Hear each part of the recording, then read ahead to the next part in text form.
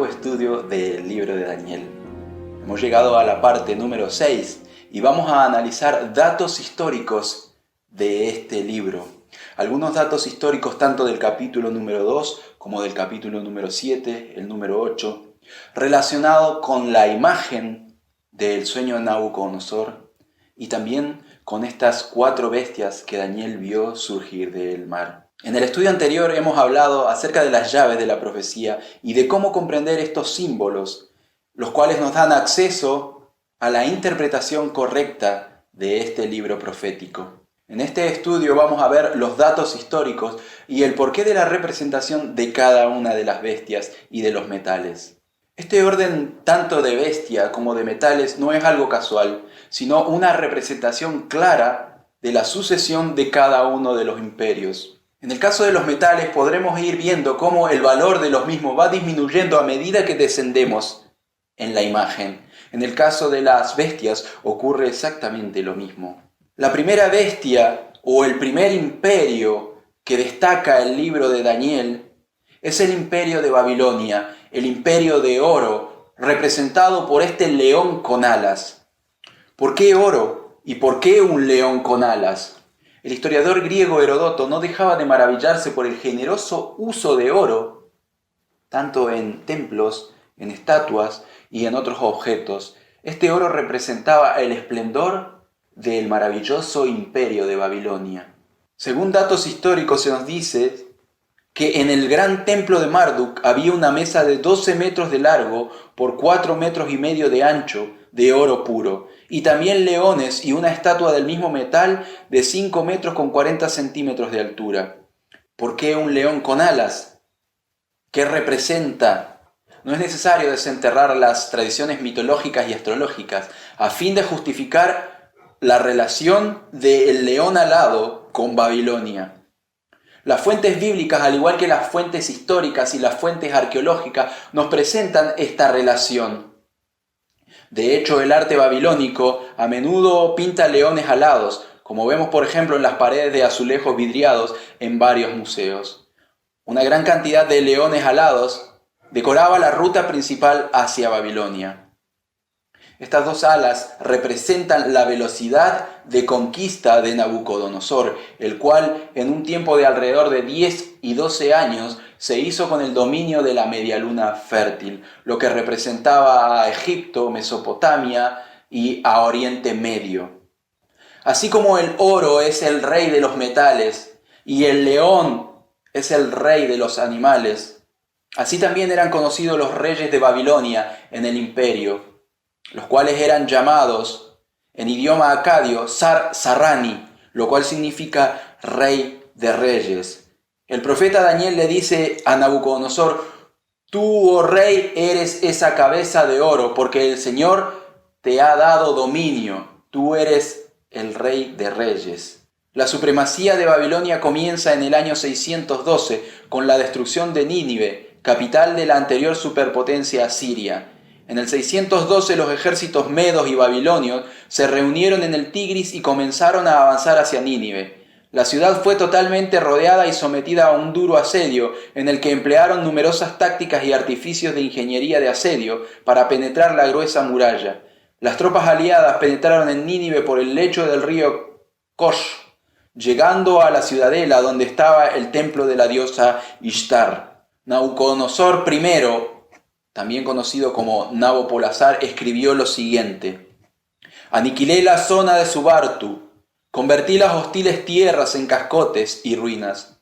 Los asirios, que desde días lejanos han gobernado sobre toda la gente con su pesado yugo, han llevado el dolor a todos los pueblos de la tierra. Sus pies hice retroceder de Akkad, su yugo rechacé. Y es que los asirios, por un largo tiempo, dominaron Babilonia. Asurbanipal fue el último rey asirio y huyó a Harán.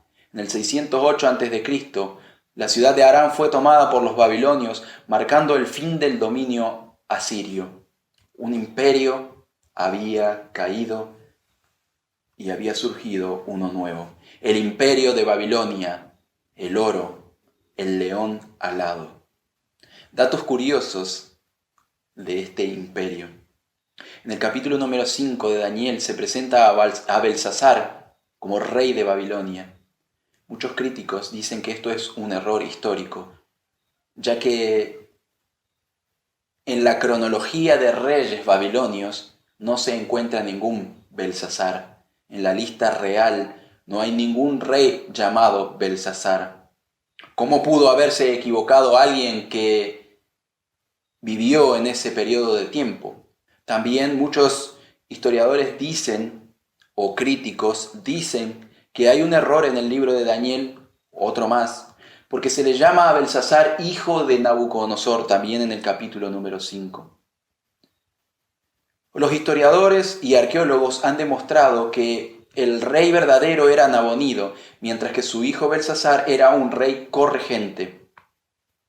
Es por eso que Belsasar le hace la oferta a aquel que descifre la escritura en la pared de ser el tercero en el reino, porque él no era el primero, él era el segundo. En 1924 se publicó la traducción de un texto cuneiforme llamado Un relato en verso sobre Nabonido.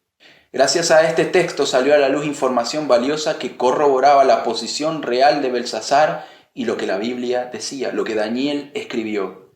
Este relato decía lo siguiente: él confió un campamento a su hijo mayor y primogénito Belsasar. Las tropas del país las envió con él. Le dio mano libre, le confió el reino. Entonces el mismo Nabonido emprendió una campaña distante. El poder de la tierra de Akkad avanzó con él. Esto se encuentra escrito en idioma cuneiforme, que era la escritura utilizada por los babilonios, el sumerio acadio. Otro dato curioso, como ya dijimos, en Daniel capítulo 5 se le llama a Belsasar hijo de Nabucodonosor. Esto no se trata de ningún error histórico como muchos pretenden. El erudito estudioso de este periodo de la historia, Raymond, muestra que Nabonido se casó con Nicrotis, hija de Nabucodonosor.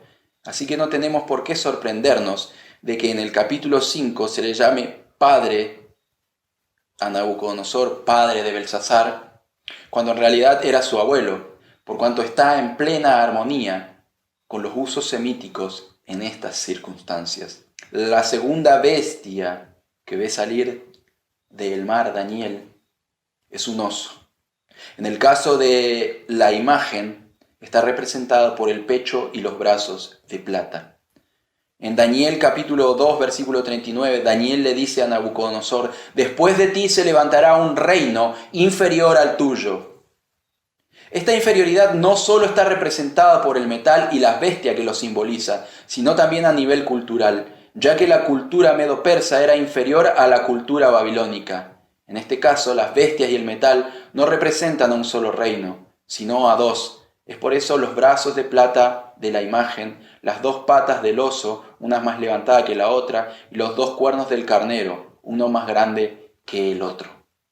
El imperio medo-persa se le llama medo-persa porque eran dos potencias unidas en una. Estas señales nos muestran que había un reino más poderoso que el otro, en el caso del oso, que tenía un brazo más levantado que el otro. Según Herodoto, los persas de las épocas tempranas eran vasallos de los medos. Sin embargo, entre los años 553 y 550, Ciro derrotó al rey medo Astiaje, tomó su capital Ecbatana y llevó sus tesoros a Asán. Este hecho es confirmado por Herodoto. Y de esa manera se produjo un cambio de dinastía, pasando ahora los persas a dominar y los medos a ser vasallos. Se produjo un cambio de dinastía y ahora pasó a dominar la llamada históricamente dinastía aqueménida. Tras unificar a los persas y someter a los medos, Ciro, llamado después Ciro el Grande, emprendió la conquista de Babilonia. La historia es iluminada por la palabra de Dios. Estos datos son datos que se encuentran en Historia Universal. Cualquiera de ustedes puede corroborarlo. Y los que han estudiado historia pueden corroborar que esto es cierto, ya que la Biblia y la historia van de la mano, no se contradicen. ¿Por qué la plata? Darío I fue probablemente el primer monarca aqueménida en acuñar moneda. Darío revolucionó la economía introduciendo un patrón monetario bimetálico, o sea, dos metales, oro y plata. Sin embargo, el oro solamente era utilizado por la nobleza, por la realeza. Los persas usaban la plata en su sistema tributario. Según Herodoto, los sátrapas tenían que pagar con plata el tributo impuesto sobre ellos. Es evidente que el valor monetario habitual para los persas de aquel tiempo era la plata. Las monedas más comunes para los pagos de jornales y de soldados eran la moneda de plata, extendida a lo largo del imperio para el intercambio comercial. ¿Por qué esta bestia que representa al segundo imperio, el oso, tenía 3 costillas en su boca? Ya hemos visto que un brazo más levantado que el otro representa a que uno de los reinos era más poderoso que el otro, a pesar de que este imperio estaba compuesto por 2 naciones poderosas. Uno tenía sometido al otro. La Biblia nos describe al oso por su crueldad. El oso es un animal un tanto más lento que el león. El león es un animal rápido y al tener 2 alas era mucho más rápido. Otra característica de esta bestia es que lleva 3 costillas en su boca. Es una forma de describir el carácter carnívoro y cruel de esta bestia. Esas 3 costillas o 3 costados y su postura agresiva nos presentan a una bestia sumamente poderosa y peligrosa. El pasaje luego nos dice en Daniel capítulo 7, el versículo número 5, levántate y devora. Algunas versiones dicen levántate y traga mucha carne. Esta era otra forma de sugerir la voracidad de esta bestia, haciendo alusión a sus 3 principales conquistas, Babilonia, Lidia y Egipto. Datos curiosos del imperio medo-persa. Durante mucho tiempo los medo-persas fueron aliados con los babilonios, eran reinos contemporáneos. No es que cayó el imperio babilónico y surgió el imperio medo-persa, no, eran imperios contemporáneos. Solo que uno sometió al otro, produciendo de esta manera su caída. La esposa de Nabucodonosor, Amitis, era de ascendencia meda. Nabucodonosor se había casado con una mujer que era medo-persa para establecer vínculos, para hacer una alianza, ya que eran aliados. Ciro el Grande, rey de Persa, era de ascendencia meda por parte de su madre y persa por parte de su padre, y era nieto de Astiaje, rey de los Medos, a quien él mismo derrotó en el 553, tomando el poder. De esta manera podemos comprender mejor la escritura y por qué se refiere a este imperio como el imperio de los Medos y los persas. Eran hermanos. El imperio persa fue creado en una sola generación por Ciro el Grande. La tercera bestia, en el caso de la imagen, el tercer metal, el bronce, el leopardo, el bronce y el macho cabrío en Daniel capítulo 8. El leopardo corresponde al tercer reino de la estatua y representa a Grecia. El bronce, este metal era una especialidad griega. El ejército griego empleaba el bronce en sus armaduras, en sus yelmos, en sus escudos e incluso en sus armas. Es por eso que eran llamados los soldados de bronce. El profeta Ezequiel se refiere al bronce como el medio principal de intercambio entre los griegos.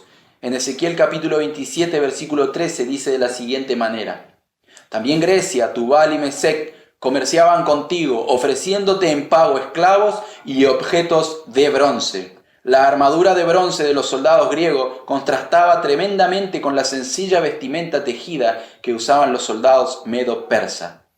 A medida que vamos descendiendo en los imperios, así como en la imagen vamos descendiendo en los metales, el valor va disminuyendo. El imperio griego no era superior al imperio medo-persa, era inferior, así como el bronce es un metal inferior a la plata. No es que los medo-persas eran bárbaros y los griegos eran más nobles, no. La cultura medo-persa era una cultura más noble que la cultura griega, así como la cultura babilónica era más noble y superior a la cultura medo-persa. Este leopardo con alas.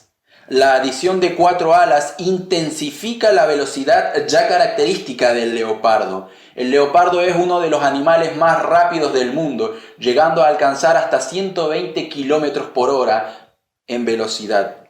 ¿Cuánto más con 4 alas? Este reino se caracterizaba por la velocidad de su conquista. En solo 8 años, Alejandro Magno llegó a dominar un área de 5 millones de kilómetros cuadrados, el doble de rápido que Nabucodonosor. Daniel capítulo 7, el versículo 6, la última parte dice, y le fue dado dominio. Esta es una característica que solamente se le da a esta bestia. El león recibió un corazón de hombre. El oso recibe mucha carne. Solo el leopardo recibe dominio. El dominio del leopardo abarca mucho más que la mera conquista geográfica. También se extiende al ámbito cultural. De hecho, el pensamiento y la cultura griega han influenciado mucho el pensamiento actual. En Daniel capítulo 2, versículo 39 dice de este tercer reino, y dominará toda la tierra, haciendo alusión al dominio cultural de los griegos. Hasta el día de hoy, inclusive nuestra cultura tiene mucho de los griegos. 4 cabezas, 4 alas y 4 cabezas. ¿Por qué 4 cabezas? La historia nos relata que cuando Alejandro Magno murió en el 332, tras una larga lucha entre sus generales, ya que él no le dejó el poder a nadie, 4 caudillos se hicieron con el poder: Lisímaco, Casandro, Seleuco y Ptolomeo. Se dividieron el imperio en 4. Lisímaco dominó Tracia, Casandro dominó Grecia, Seleuco Siria y Babilonia, y Ptolomeo dominó Egipto. Algunos datos curiosos. Este me llamó la atención, porque es relatado por Herodoto, el cual relata acerca de los oráculos. Ellos tenían costumbre, los griegos y las naciones paganas, en consultar a oráculos, a divinos. Cuando el faraón egipcio Pasamético I consultó al oráculo de Latón la forma de vengarse de sus enemigos persas, la respuesta decía que la venganza vendría del mar, en mano de los hombres de bronce. El monarca egipcio consideró la respuesta con un cierto escepticismo, hasta que una mañana aparecieron ejércitos griegos náufragos con sus brillantes armaduras de bronce en las costas egipcias. Al ver en ellos el cumplimiento del oráculo, el faraón se alió con ellos en contra de sus enemigos. Y así llegamos a la cuarta bestia, que es la que llamó la atención de Daniel. El libro de Daniel nos dice que la cuarta bestia era espantosa y terrible. Las otras bestias eran semejante a un león, semejante a un oso, semejante a un leopardo. Pero esta bestia no es semejante a ninguna otra bestia. Daniel no la puede describir de una mejor manera, sino que él puede decir que era espantosa y terrible. Y tenía 10 cuernos. En paralelo con el cuarto metal de la imagen de Daniel 2, esta bestia representa al Imperio Romano, y al igual que en el capítulo 2, sus atributos son triples: espantosa, terrible y en gran manera fuerte.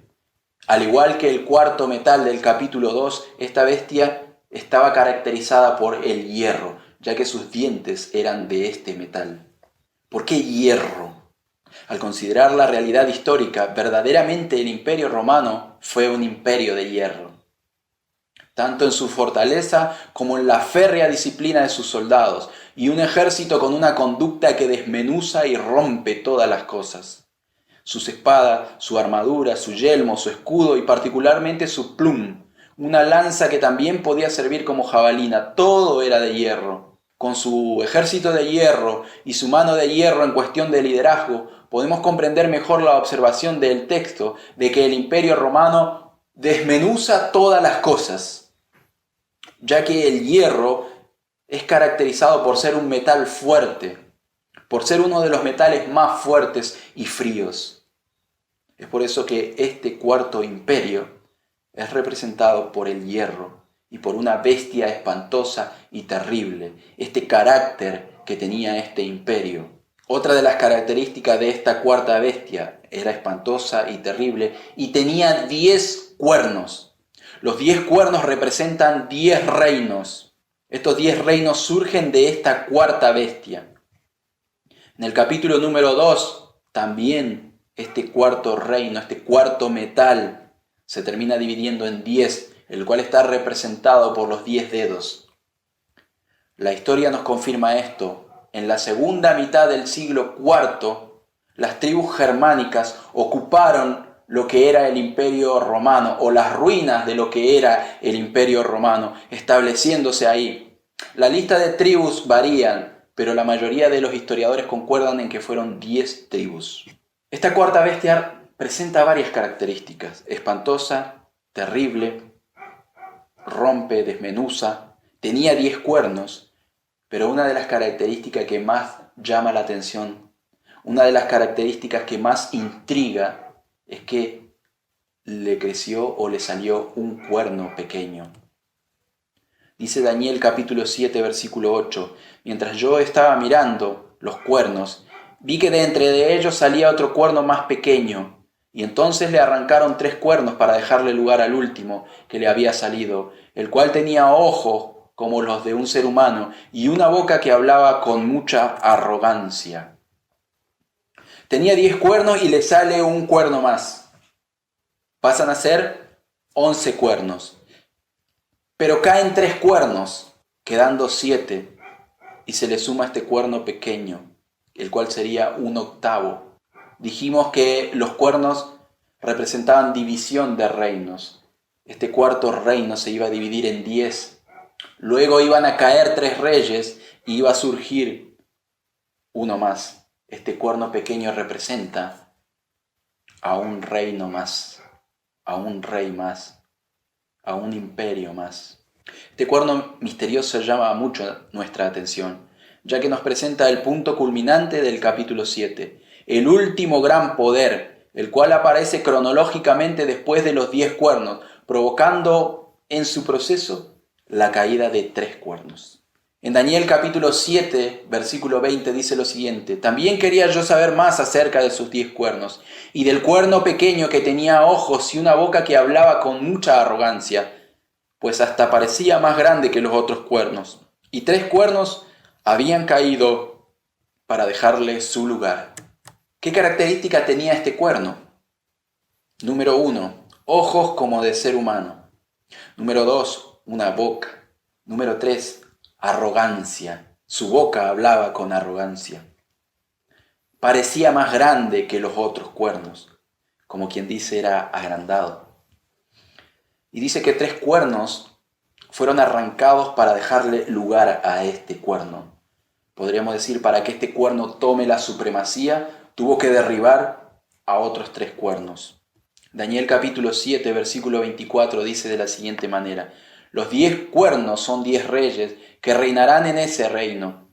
Después de ellos subirá otro al poder, que será muy diferente de los primeros, y derribará a 3 de estos reyes.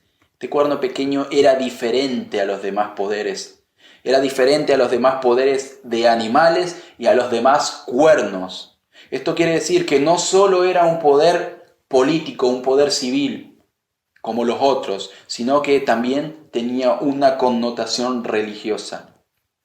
De la misma manera que el barro en el capítulo 2 del libro de Daniel se distinguía de sus predecesores metálicos, este cuerno también se distinguía de las otras bestias y de los otros cuernos. En la tradición bíblica, un rostro humano o una característica de rostro humano, como tenía este cuerno, un rostro humano con boca, con ojos, encarna un poder, no solo un poder político, sino también un poder religioso. Dice que tenía ojos humanos, una boca que hablaba grandes blasfemias. Los ojos sugieren gran brillantez. La boca que habla con arrogancia. Esto hace referencia a declaraciones blasfemas. La combinación de estas 2 características señalan a un poder capaz de unas blasfemias incomparablemente brillante, inteligencia.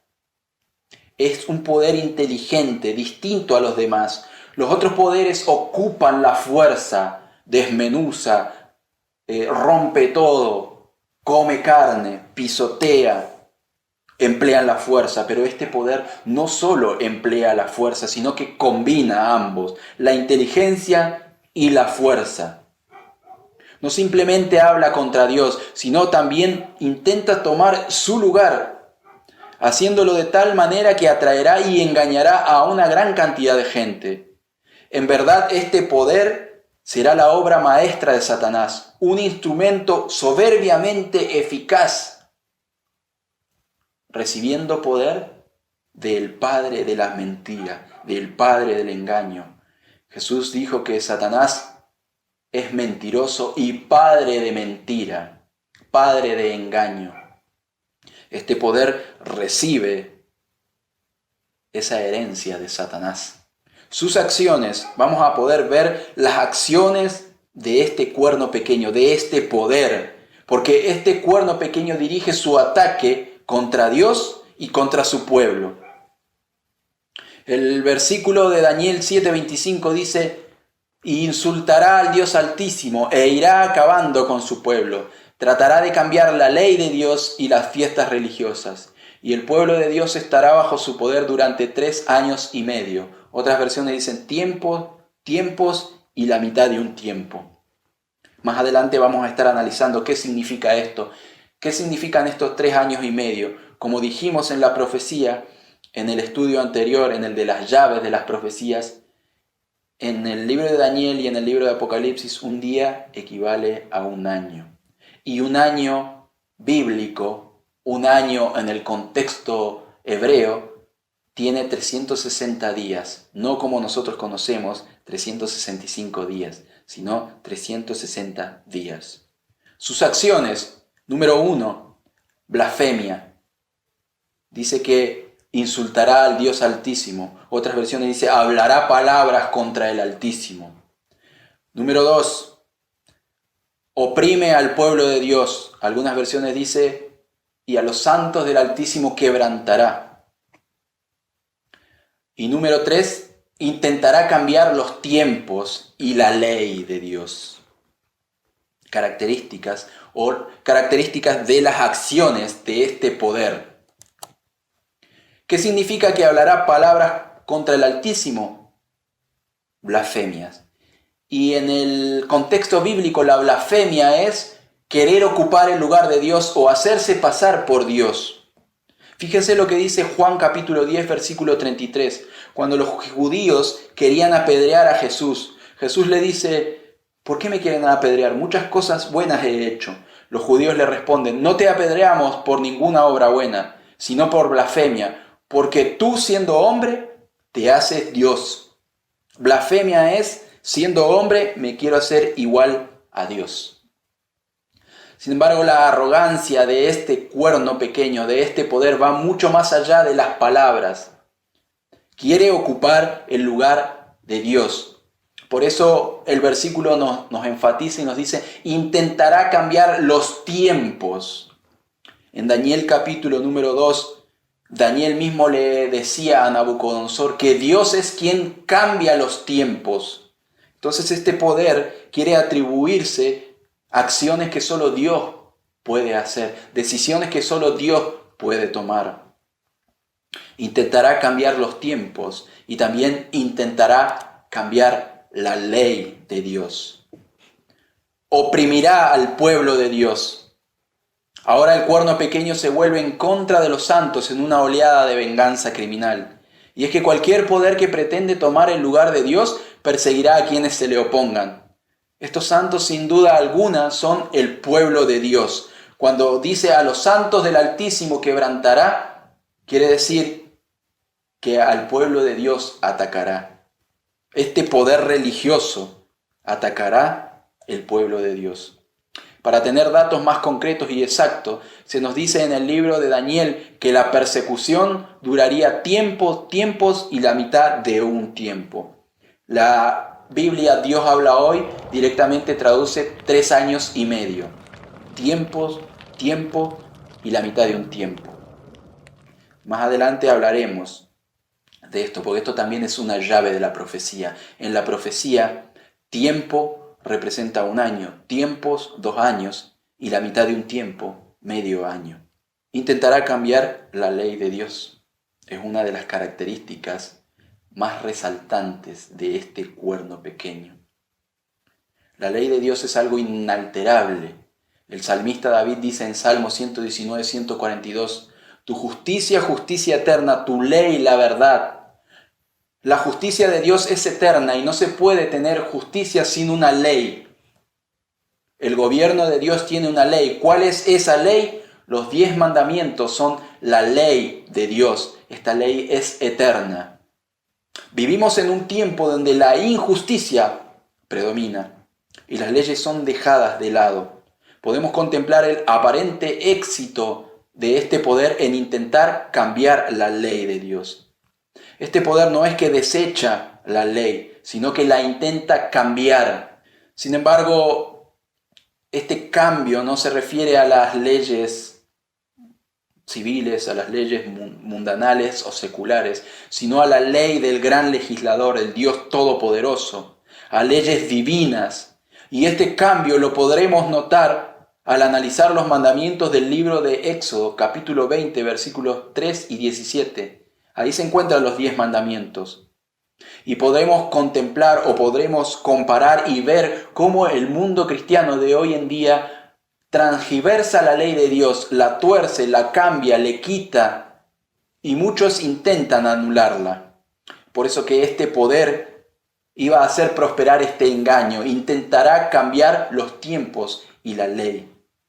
Este poder es un poder inteligente, es un poder distinto a los demás. En conclusión, hemos llegado al final de este estudio. Espero que para ustedes sea apasionante, así como lo es para nosotros, y que a través de él podamos descubrir muchas cosas que el Señor tiene para revelarnos a cada uno de nosotros. Sin embargo, hemos dejado muchas preguntas y muchos temas por analizar. Algunas de ellas son como, por ejemplo, ¿cuál es la identidad de este cuerno pequeño? El león con alas era Babilonia, el oso, Medo-Persia, el leopardo, Grecia, la bestia espantosa y terrible, Roma, los 10 cuernos, 10 naciones, o 10 tribus. Pero este cuerno pequeño, ¿quién es? ¿A qué reino o imperio representa? ¿Qué mandamientos de la ley de Dios están siendo atacados por este poder específicamente? Porque este poder no ataca todos los mandamientos, sino algunos mandamientos en específico. ¿Este cuerno pequeño representa a un poder actual? ¿O ya se ha cumplido esta profecía? ¿O será en el futuro? ¿Qué relación tiene el cuerno pequeño de Daniel 7 con el cuerno pequeño de Daniel capítulo 8? ¿Se refiere al mismo poder o es otro? Todo esto y más estaremos analizando en los siguientes estudios del libro de Daniel. Dice Daniel capítulo 1, versículo 7. A estos 4 muchachos Dios le dio conocimiento e inteligencia en todas las letras y ciencia, y Daniel tuvo entendimiento en toda visión y sueños. El Señor quiere darnos lo mismo a nosotros. La luz que Daniel recibió directamente de Dios fue proporcionada específicamente para estos últimos días. La visión que vio Daniel a orillas de los ríos Ulai y Hidekel, los grandes ríos de Sinar, están ahora en proceso de cumplimiento y todos los eventos preanunciados ocurrirán pronto. Estamos viviendo en los tiempos finales. Estamos viviendo en tiempos difíciles en los cuales tú y yo tenemos que tomar decisiones. ¿Seguir a Cristo o seguir en pos de este mundo? Que el Señor nos ayude a poder tomar la decisión de seguirle a Él. Que Dios les bendiga y les esperamos en los siguientes estudios del libro de Daniel.